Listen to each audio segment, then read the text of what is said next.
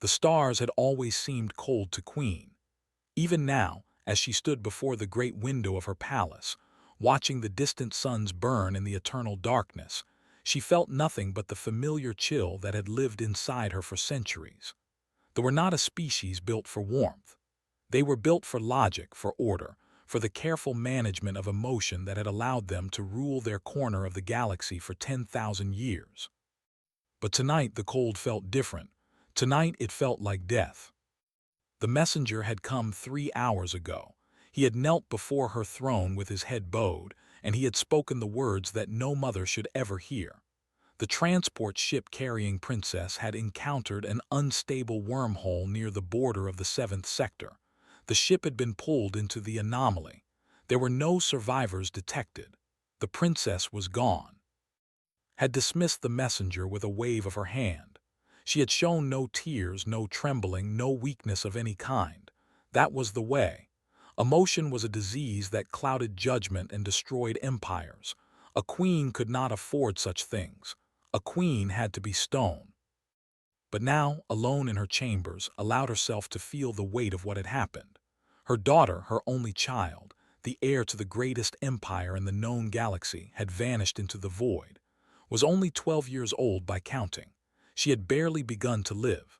She had been traveling to the outer colonies as part of her education, learning the duties that would one day fall upon her shoulders. It was supposed to be safe. The route had been traveled thousands of times before. The wormhole had appeared without warning. The scientists said such things happen sometimes. Space was unpredictable. Even they, with all their technology and all their knowledge, could not control everything. Pressed her hand against the cold glass of the window. Somewhere out there in the endless darkness between stars, her daughter was floating alone. Perhaps she was already dead. Perhaps she had died quickly, without pain, without fear. Hoped for that. It was the kindest possibility. The search fleets had already been dispatched. 12 of the finest ships in the Imperial Navy were combing the region around the wormhole, scanning for any trace of the transport or its escape pods. The admirals had assured her that they would search every asteroid, every moon, every piece of debris until they found something. But had seen the look in their eyes. They did not expect to find anything. Wormholes were hungry things. They swallowed ships whole and left nothing behind. 3 weeks passed. The search continued. Reports came in every day, and every day they said the same thing.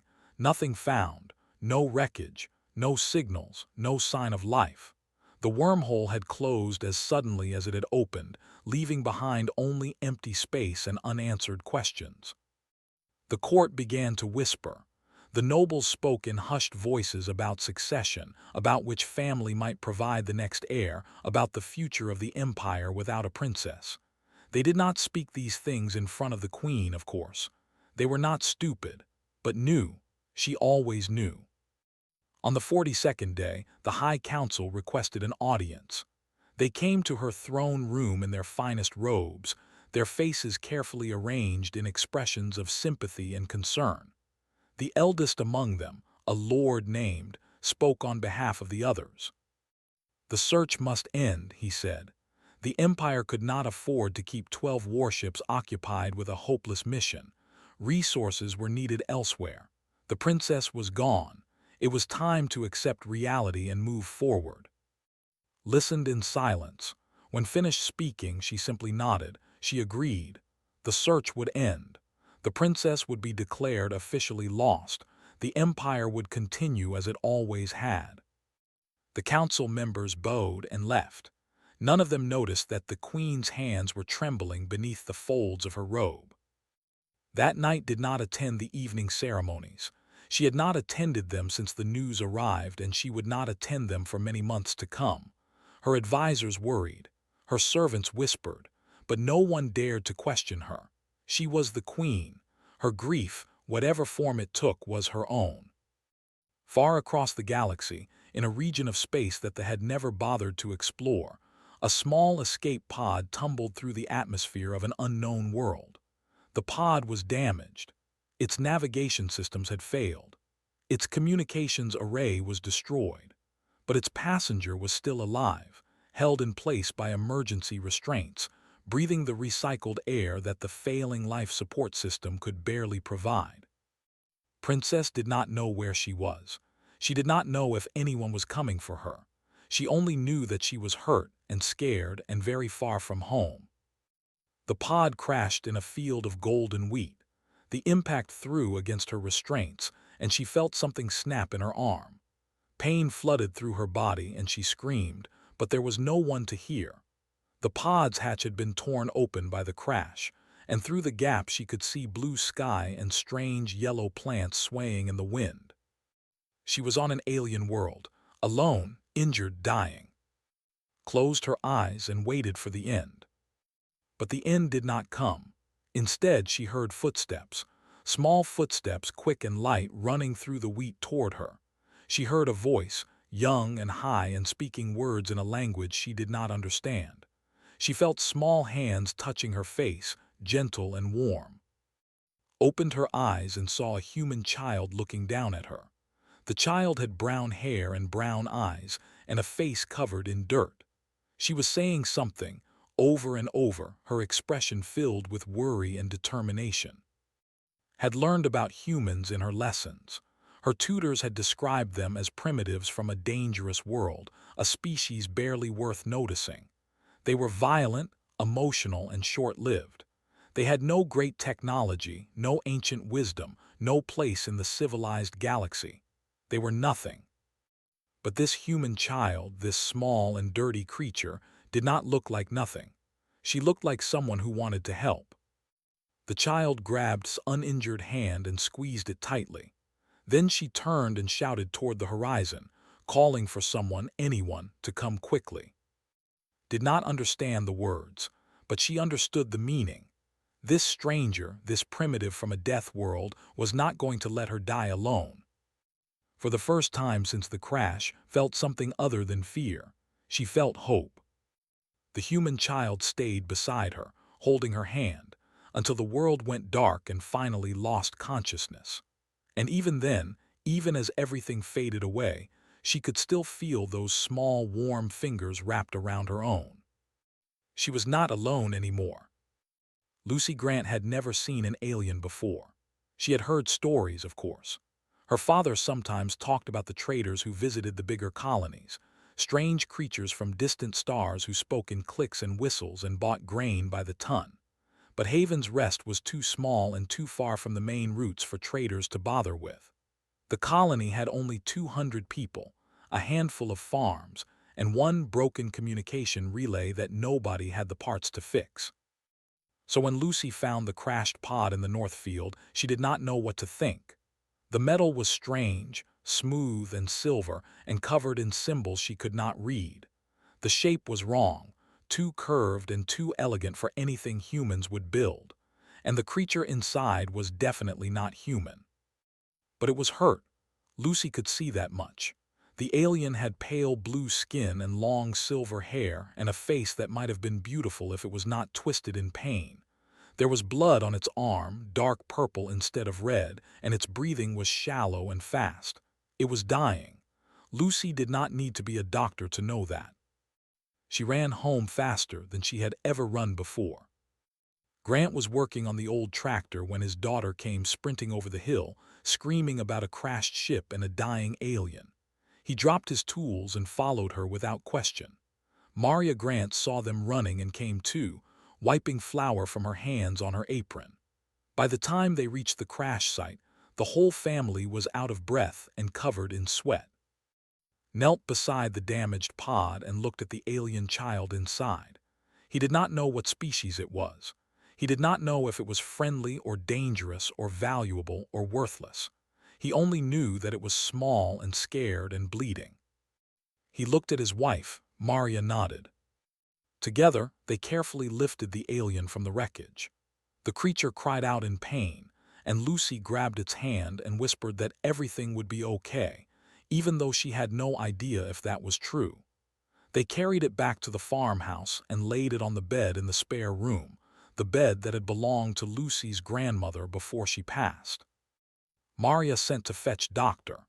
Helen was 73 years old and had been the only doctor on Haven's Rest for 40 years. She had delivered bobbies, set broken bones, treated fevers, and once removed a bullet from a man's leg using nothing but kitchen knives and homemade whiskey. But she had never treated an alien. She came anyway. Helen spent 3 hours examining the creature. She did not have the right equipment. She did not have access to any medical database that covered alien biology. She had nothing but her experience, her instincts, and a stubborn refusal to let anyone die on her watch. The arm was broken in 2 places. Helen set it as best she could, using wooden splints and clean bandages. There were internal injuries too, she suspected, but without proper scanners she could only guess at their severity. She gave the creature water, slowly and carefully, and was relieved when it swallowed without choking. She cleaned the wounds and applied antiseptic, hoping that human medicine would not poison alien blood. By morning, the creature was still alive. Helen called it a miracle, called it luck. Lucy called it proof that the alien was strong and brave and was not going to give up. The alien woke 3 days later. Lucy was sitting beside the bed, as she had been for most of those 3 days, reading aloud from her favorite book even though she knew the creature could not understand. When the alien's eyes opened, Lucy stopped reading and smiled. The alien looked terrified. It tried to move, to escape, to get away from the strange pink creature sitting so close. But its body was too weak, and the pain in its arm made it cry out and fall back against the pillows. Lucy did not run away. She did not scream for her parents. She simply reached out and took the alien's hand, the same way she had done at the crash site, and held it gently. "It is okay," she said. "You are safe. My name is Lucy. I am your friend." The alien did not understand the words, but something in Lucy's voice, something in the warmth of her touch, made it stop struggling. It lay still, breathing hard, watching the human child with wide and frightened eyes. Maria came in with soup. It was simple chicken broth, the same thing she made whenever Lucy was sick. She did not know if aliens could eat human food. She did not know if chicken broth might be poison to a creature from another world. But she knew that sick children needed to eat, and this was a sick child, no matter what planet it came from. She sat on the edge of the bed and offered the spoon to the alien. The creature hesitated, sniffed the soup, and then slowly opened its mouth. Maria fed it 1 spoonful at a time, patient and gentle, until the bowl was empty. The alien looked at her with confusion. Among its people, Maria would later learn, the weak were not cared for. Resources were not wasted on those who could not contribute. Logic demanded efficiency, and efficiency demanded sacrifice. The idea of a stranger spending time and food and energy on someone who might never recover was simply unthinkable. But humans did not think that way. Humans looked at a hurt child and saw someone who needed help. It did not matter that the child was alien. It did not matter that helping might cost them something. It only mattered that they could help, and so they did. Over the following weeks, the alien began to heal. Lucy taught it words in English, starting with simple things like water and food and sleep and friend. The alien learned quickly, much faster than any human child would have. Soon it could speak in short sentences, asking questions about everything it saw. Its name was. It was a princess from a great empire far away. Its mother was a queen who ruled over 100 worlds. And Maria did not care about any of that. To them, was just another child in their home, another mouth to feed, another person to love. They treated her exactly the same way they treated Lucy, with patience and kindness and the quiet warmth that came naturally to good people. Did not understand. She had been taught that humans were primitive, barely more than animals. She had been taught that emotion was weakness and attachment was foolish. But these humans showed her something different. They showed her that caring for others was not weakness at all. It was strength. It was the kind of strength that her people had forgotten long ago. And slowly, day by day, began to learn what it truly meant to be human. 6 months had passed since the crash. The wheat had been harvested and replanted. The summer had turned to autumn, and the leaves on the old oak tree behind the farmhouse had changed from green to gold. Had watched it all with wonder, because on her the trees never changed color. They stayed the same forever, just like everything else in the empire. But nothing on Haven's Rest stayed the same. The seasons shifted. The animals grew and aged. The people laughed and cried and changed their minds about things. It was chaotic and messy and completely illogical, and had come to love every moment of it. Her arm had healed completely. Doctor had removed the splints 2 months ago and declared the bone as good as new. Could move it without pain now, could lift things and reach for things and even throw a ball to Lucy in the yard behind the house. She was not as strong as she had been before the crash, but she was getting stronger every day. Her English had improved too. She spoke it almost fluently now, with only a slight accent that Lucy said made her sound fancy. She had learned to read from Lucy's books, simple stories about animals and adventures and children who solved mysteries. She had learned to write by copying letters over and over until her hand cramped and Maria made her stop and rest. But the most important thing she learned could not be found in any book.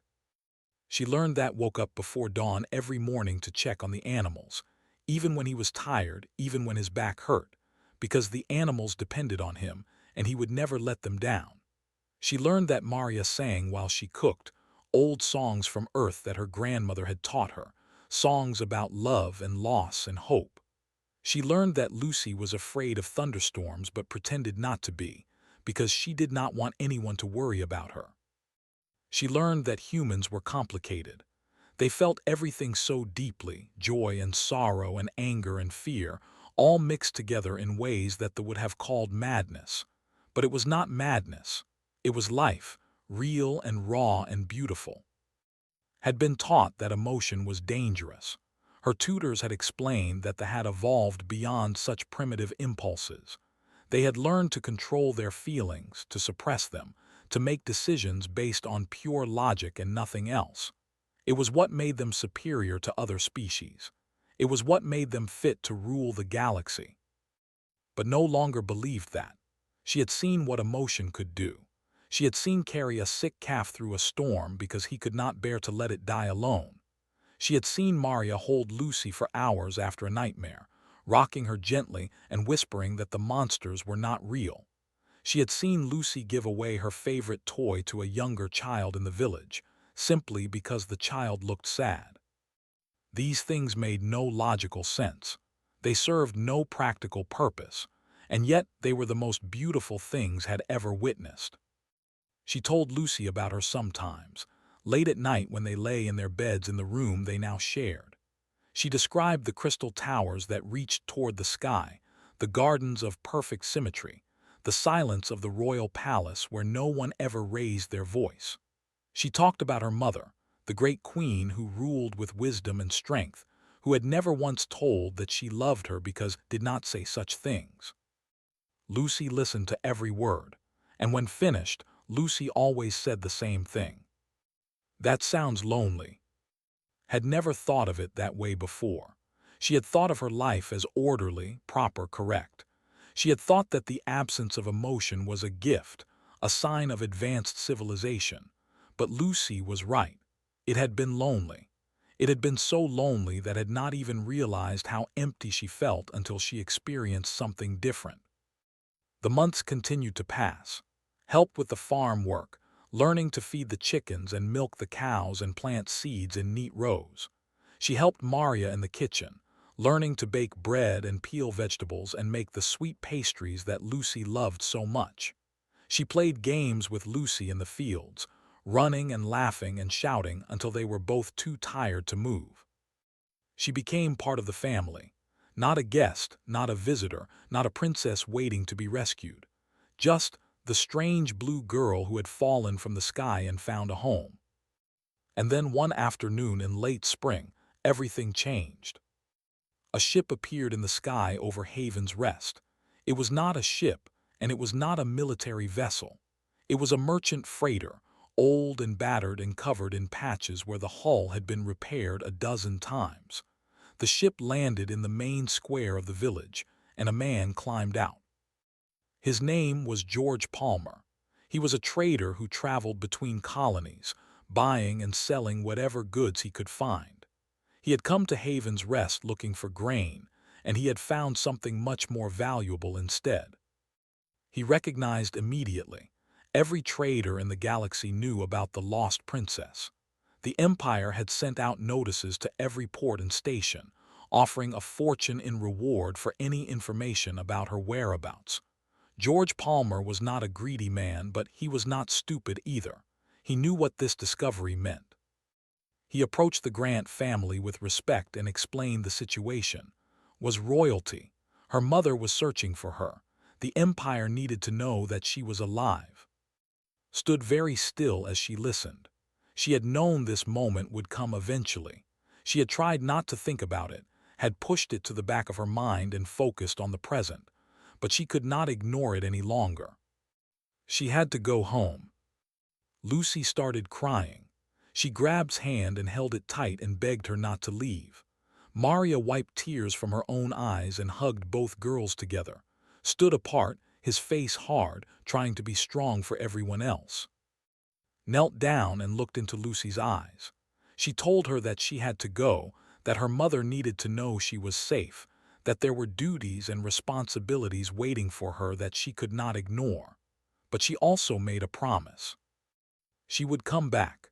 No matter how long it took, no matter how far she had to travel, she would see Lucy again. Because Lucy was her sister now in every way that mattered, and sisters did not abandon each other. Lucy wiped her tears and nodded, and then she said something that would remember for the rest of her life. I am coming with you. Tried to argue. The journey would be dangerous. They might not welcome a human child. Lucy's parents would never allow it. But when she looked at Maria, she saw something unexpected in their faces. Fear, yes. Worry, certainly, but also pride and acceptance. Maria knelt beside her daughter and asked if she was sure. Lucy nodded without hesitation. She was not going to let face her alone. That was not what family did. Sighed and ran his hand through his hair. Then he looked at George Palmer and asked how many passengers his ship could carry. George Palmer smiled. 3 days later, the merchant freighter lifted off from Haven's Rest with 5 passengers aboard. Princess of the Empire was going home, and she was not going alone. The journey took 17 days. George Palmer's ship was old and slow, and the route to there was long and complicated. They had to stop at 3 different stations to refuel, and at each one stayed hidden in the cargo hold, afraid that someone might recognize her and cause trouble before she could reach her mother. Lucy stayed with her the whole time. The 2 girls sat together in the darkness between crates of grain and spare parts, talking in whispers about everything and nothing. Lucy asked questions about their customs and their history and their food. Answered as best she could, but she found herself struggling to explain things that had once seemed so natural. Why did they not hug each other? Why did they not say that they loved their children? Why did they believe that emotion was weakness? Did not have good answers anymore.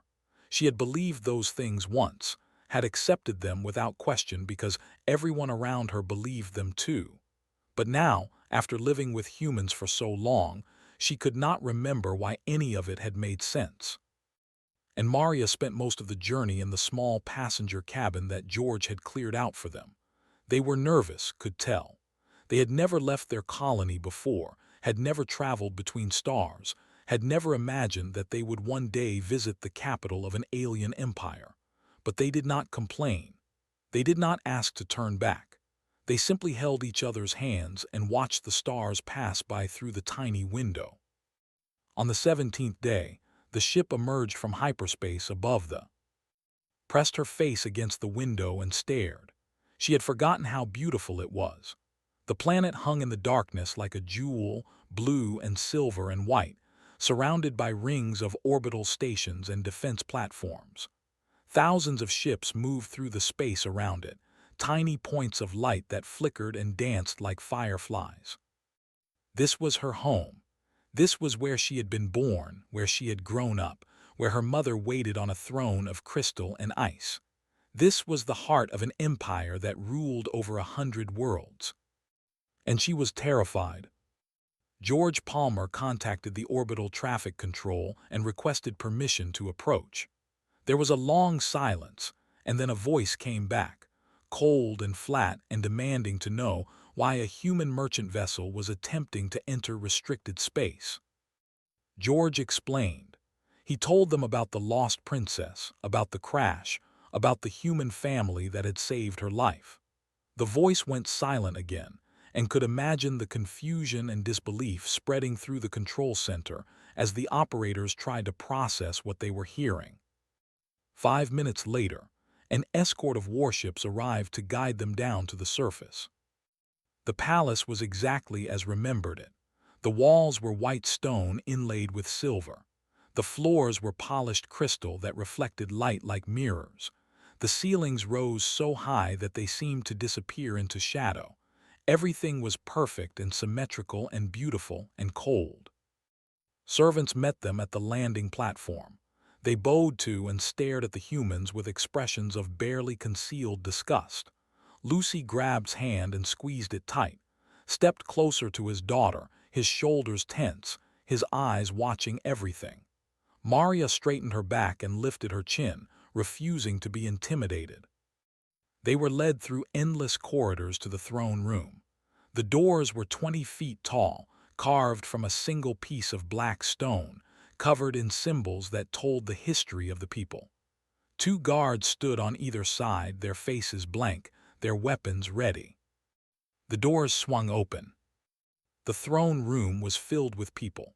Nobles in their finest robes lined the walls, their eyes fixed on the entrance. Military commanders stood in perfect rows, their medals gleaming on their chests. Ambassadors from a dozen species watched from the gallery above, whispering to each other in languages that did not recognize. And at the far end of the room, on a throne of crystal that caught the light and scattered it into rainbows, sat Queen. She looked older than remembered. There were lines on her face that had not been there before, shadows under her eyes that spoke of sleepless nights and endless grief. She sat perfectly still, her hands resting on the arms of her throne, her expression as cold and controlled as ever. But knew her mother. She could see the tension in her shoulders, the slight trembling in her fingers, the desperate hope that she was trying so hard to hide. The queen had believed her daughter was dead. She had mourned in silence for over a year. And now here she was, walking through the doors of the throne room, alive and well and holding the hand of a human child. The court fell silent, every eye turned toward the entrance, every breath stopped. Walked forward. Her steps echoed on the crystal floor, loud in the terrible stillness. Lucy walked beside her, matching her pace, refusing to let go of her hand. And Maria followed behind, their faces pale but determined. They stopped at the foot of the throne. Looked up at her mother. The queen stared back, and for a long moment neither of them moved. The silence stretched on, heavy and suffocating, filled with all the words that they never allowed themselves to say. Then did something that no princess had ever done before in the history of the empire. She let go of Lucy's hand, climbed the steps of the throne, and wrapped her arms around her mother. The queen froze. Her whole body went rigid and a gasp rippled through the watching crowd. Physical affection was not the way. It was primitive. It was emotional. It was everything that their civilization had taught them to reject. But did not care. She held her mother tight and felt the tears streaming down her face and whispered the words that she had learned from the humans, the words that her people had forgotten how to say. I love you, I missed you, I am so glad to be home. And slowly, so slowly that at first no one was sure it was really happening, Queen raised her arms and embraced her daughter in return. The court did not know how to react. Some of the nobles looked horrified. Others looked confused. A few, The youngest ones looked almost envious, as if they were seeing something they had always wanted but never known how to ask for. When the queen finally released her daughter and looked out at the crowd, her face had changed. The cold mask was gone. In its place was something raw and real and utterly unexpected. She looked human. And then her eyes fell on Lucy, the small human girl who stood at the foot of the throne, still watching, still waiting, still brave. The girl who had found her daughter in a crashed escape pod and refused to let her die. The girl who had become a sister and a friend and a bridge between two worlds. Queen rose from her throne and descended the steps. The court held its breath. The queen stopped in front of Lucy and looked down at her for a long, silent moment. And then, to the shock of everyone watching, the queen knelt. She knelt before a human child, a primitive from a death world, a creature that they had always considered beneath their notice. She knelt and bowed her head and spoke words that would echo through history. "Thank you for saving my daughter." Lucy looked at the queen with wide eyes. Then she smiled, bright and warm and completely unafraid, and said the only thing that made sense. "You are welcome. That is what friends do." The days that followed were unlike anything the Empire had ever experienced. The story spread quickly, carried by witnesses and servants and diplomats who had seen the impossible with their own eyes. The queen had knelt before a human. The princess had embraced her mother in public. Everything the Empire believed about emotion and weakness and primitive species was being questioned, and no one knew what to think. The Grant family was given quarters in the palace itself, rooms that had once belonged to visiting royalty from allied worlds. Maria spent the first night unable to sleep, convinced that she would break something priceless simply by walking across the floor. Stood at the window and stared at the alien city below, trying to understand how a simple farmer from a forgotten colony had ended up here. Lucy did not worry about any of that. She was too busy exploring the palace with, running through corridors that had not heard the sound of laughter in centuries, asking questions about everything she saw. The servants watched them with confusion and fascination. Two children, one blue and one pink, racing through the halls like the weight of galactic politics meant nothing at all. Because to them it did not. They were sisters, they were friends, that was all that mattered. Queen summoned to her private chambers on the third day. The princess went alone, leaving Lucy with and Maria, and walked through the familiar doors into the room where she had spent so many hours of her childhood, receiving lessons and lectures and instructions on how to be a proper. But this time was different. This time, the queen did not sit behind her desk with a stack of reports and a cold expression. She sat on a simple chair by the window, and she asked to sit beside her. They talked for hours, told her mother everything. She described the crash, the fear, the certainty that she was going to die alone in the darkness. She described waking up in a strange bed surrounded by strange creatures who spoke a strange language.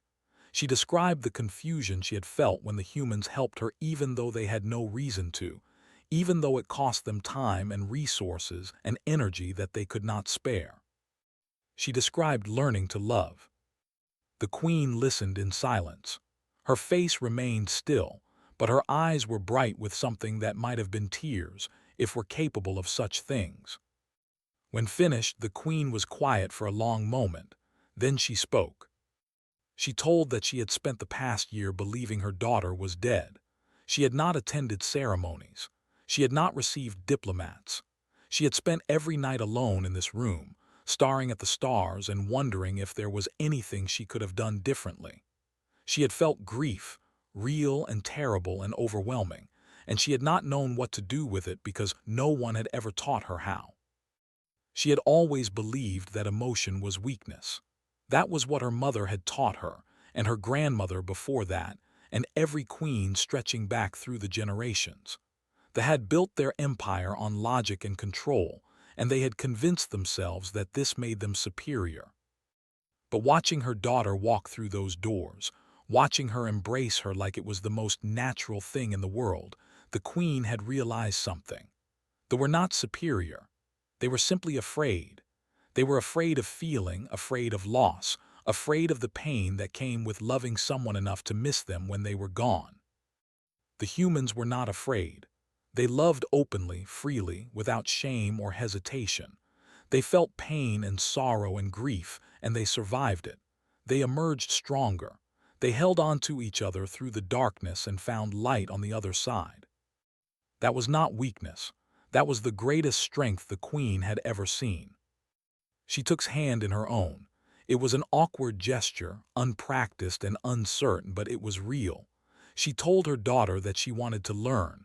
She wanted to understand what the humans had taught her. She wanted to change. And she wanted to thank the family that had saved her child. The formal ceremony took place 1 week later. The throne room was filled once again, but this time the atmosphere was different. There was no cold silence, no rigid formality.